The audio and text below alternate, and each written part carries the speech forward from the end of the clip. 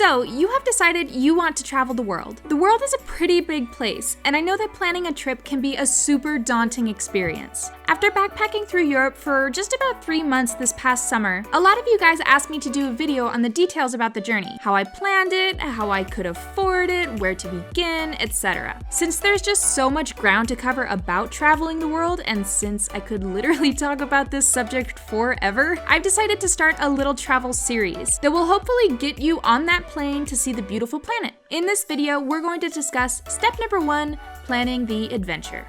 Congrats! You've decided you want to see the world. Feeling this little itch to travel is the first step, and if you're anything like me, you'll probably get addicted in no time. But now that that little travel bug has bit you, how do you decide where you want to go? Well, first off, there's no wrong way to travel. Correction, if you're that tourist who decides to carve his or her name into the Colosseum, then you're wrong and you should feel bad. But as long as you're respectful to the culture you've just stepped foot in, there's no wrong way to travel. What I mean by this is that you have the freedom to choose what is most valuable to you in life, including travel experiences. If your perfect vacation consists of 5-star meals and lounging on a beach in an all-inclusive cabana, that's fantastic.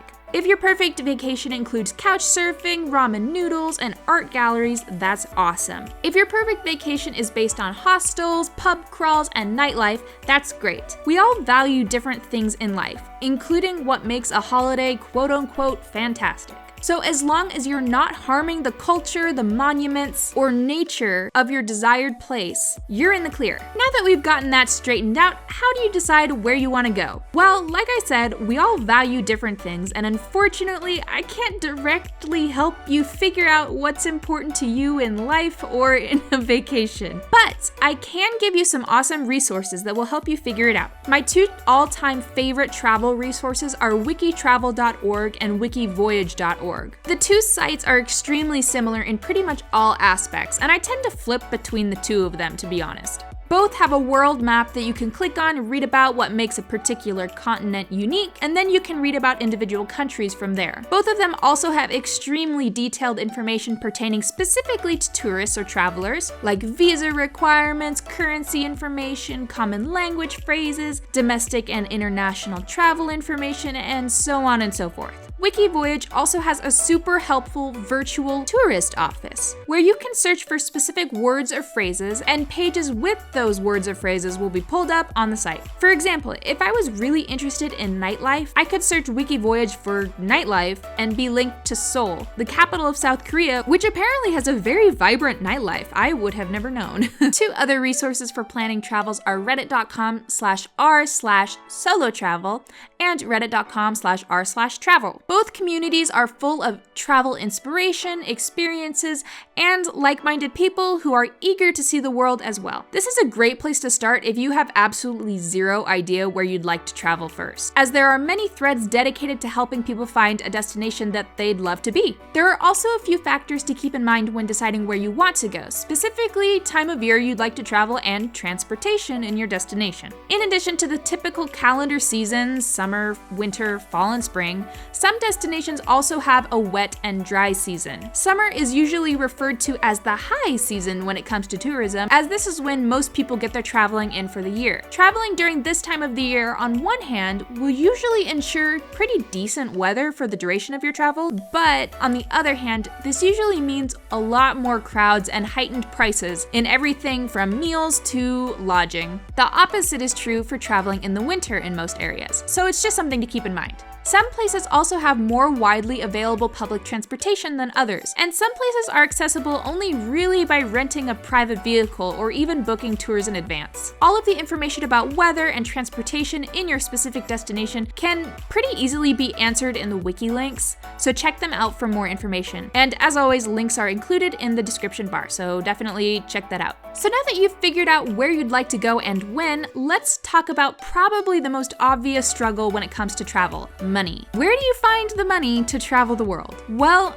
unfortunately, I don't have a magic answer for you guys. I wish I did. Truth is, in most cases, you simply have to save up and make traveling a priority in your budget. Depending on your income and desired travel style, coming up with the money could take a long time or not very long at all. If you plan to stay at an all-inclusive resort with a beach view, obviously that's going to cost a little bit more than a hostel in most places. If you plan to eat out at expensive restaurants for every meal, that's going to cost a lot more than cooking your own food from the grocery store. Your dollar will stretch further in Southeast Asian countries than in Scandinavian countries. Differences like this make your travel budget extremely subjective, so it's difficult to give blanket advice simply because every person and every budget is so drastically different. I could make an entire video dedicated to traveling frugally, so if that's something you'd be interested in, let me know in the comments down below. But for this video, let me give you the basics of what I personally did to travel for nearly 3 months, financially speaking. First, I picked my destination and bought my plane tickets. In this particular case, it was actually cheaper for me to buy a one-way ticket to New York City and then a one-way ticket from New York to Berlin with a stopover in Oslo than it was for me to buy a one-way ticket directly from Las Vegas to Berlin with any stopovers. So although it added a little bit of time to my itinerary, I saved a couple $100s. My favorite website for buying tickets is google.com/flights because it shows you both on a map and in calendar format the specific days as well as the airports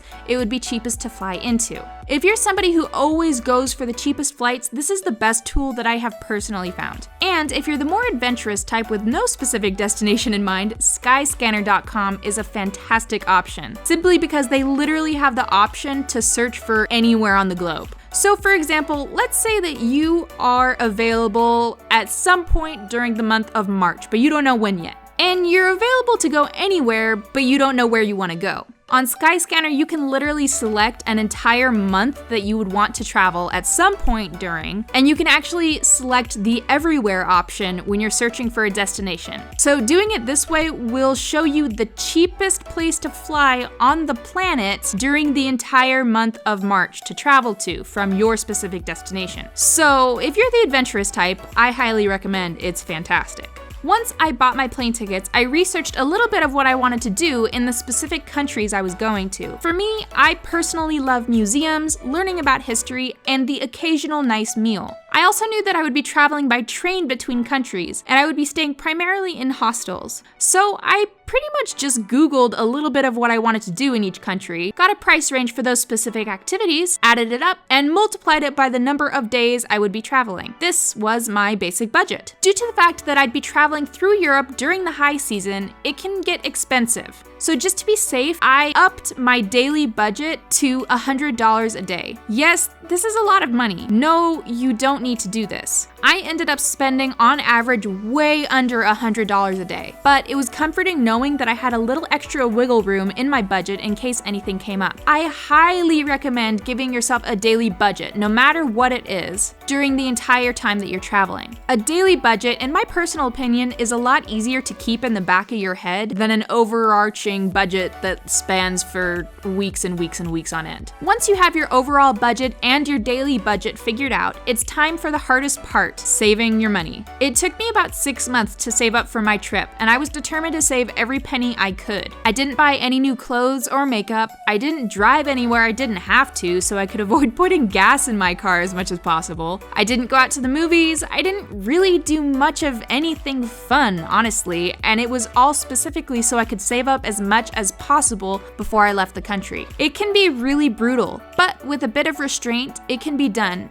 and it is so worth it. So that is pretty much all it comes down to when planning a trip, at least the very basics of it. Honestly, once I figured out where I wanted to travel, the only planning I really did was, well, saving money. I plan to do entirely separate videos on packing, lodging, solo travel, and really anything else that you guys would be interested in seeing. So let me know in the comments down below, or reach out to me on any of my social media if you have any specific requests. And if you're planning a trip, the links in the description bar are your best friends. And of course, have the most incredible time.